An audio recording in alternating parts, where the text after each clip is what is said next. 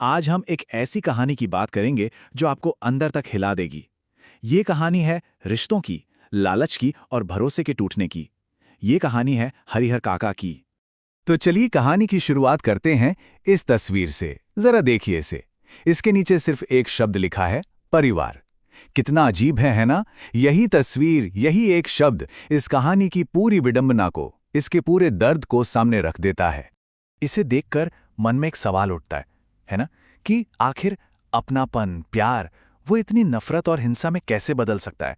यही सवाल है जो इस पूरी कहानी में हमारे साथ चलेगा। तो चलिए कहानी को शुरू से समझते हैं, देखते हैं कि इस पूरे संघर्ष की जड़ कहाँ थी। तो देखिए, हरिहर काका की जिंदगी में दो तरफ से खींचतान चल रही थी और इस खींचतान के केंद्र में थी उनकी जमीन।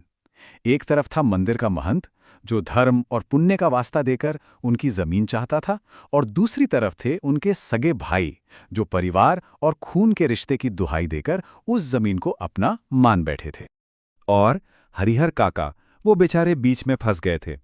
एक तरफ समाज का डर, महंत का मान, दूसरी तरफ परिवार का मोह।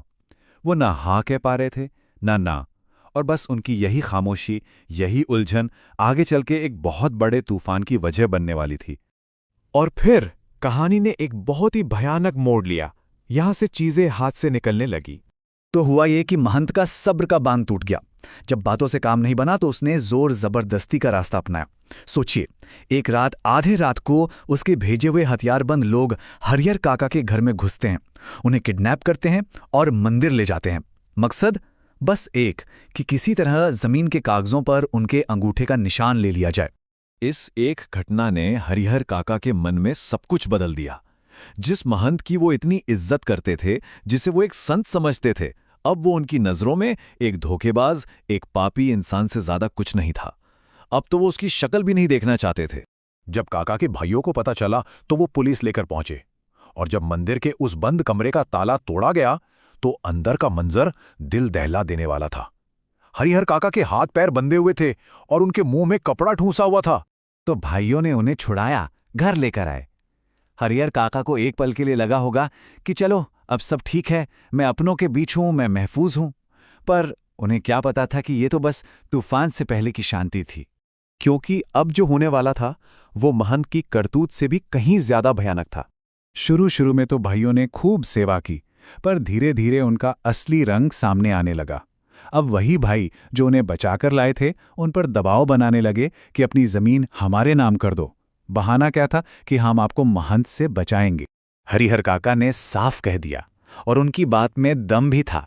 उन्होंने कहा, अरे भाई, मेरे मरने के बाद तो जमीन तुम लोगों की ही है, तो जीते जी ये सब लिखा पढ़ी क्यों? पर लालच जब सिर पर चढ़ जाए तो कोई तर्क काम नहीं आता। भाई सुनने को तैयार ही नहीं थे। और फिर वो रात आई, एक ऐसी रात जिसकी हरिहर काका ने कभी कभी कल्पना भी नहीं की होगी।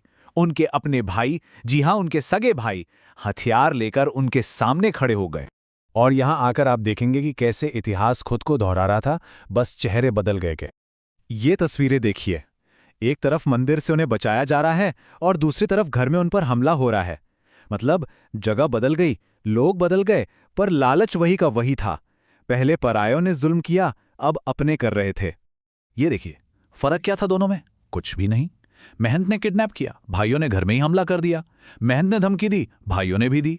दोनों ने उन्हें बांधा, जबरदस्ती अंगूठे का निशान लेने की कोशिश की। जो कैद उन्हें मंदिर में मिली थी, वही कैद अब उन्हें अपने घर में मिल रही थी। किसी तरह हरिहर काका चिल्लाएं, उनकी आवाज बाहर तक पहुंची। और मजे की बात देखिए, इस बार पुलिस को महंत ने बुलाया। पुलिस फिर से आई। हरिहर काका को एक बार फिर बचाया गया, लेकिन इस बार अपने ही खून से, अपने ही परिवार से।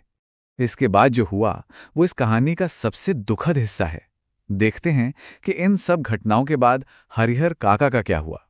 आज की तारीख में हरिहर काका अपने परिवार से अलग रहते हैं और उनकी सुरक्षा में एक दो नहीं बल्कि 4 पुलिस वाले तैनात हैं।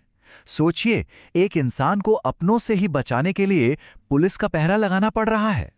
पूरा गांव एक अजीब सी खामोशी में डूबा है और हर कोई बस एक ही चीज का इंतजार कर रहा है, हरिहर काका की मौत का। बातें ये चल रही हैं कि महंत और भाई दोनों को अफसोस है कि उन्होंने काका को जिंदा क्यों छोड़ दिया। दोनों पक्ष तैयारी कर रहे हैं कि जैसे ही काका की मौत हो वो जमीन पर कब्जा कर लें, चाहे इसके लिए खून खराबा ही क्यों न करना पड़े। और हरिहर काका, इन सबके बीच वो कहाँ हैं? वो हैं पर होकर भी नहीं है। धोखे और लालच ने उन्हें जिंदा लाश बना दिया है। वो अब किसी से बात नहीं करते, बस चुपचाप एकटक आसमान को देखते रहते हैं। एक ऐसा इंसान जिसे दुनिया के लालच ने हमेशा हमेशा के लिए खामोश कर दिया। और यहीं पर मैं आपको इस सवाल के साथ छोड़कर जाना चाहता हूं कि सोचिए, जब पूरी दुनिया, आपके अपने लोग बस आपके मरने का इंतजार कर रहे हों, तो क्या उस इंसान को जिंदा कहा जा सकता है?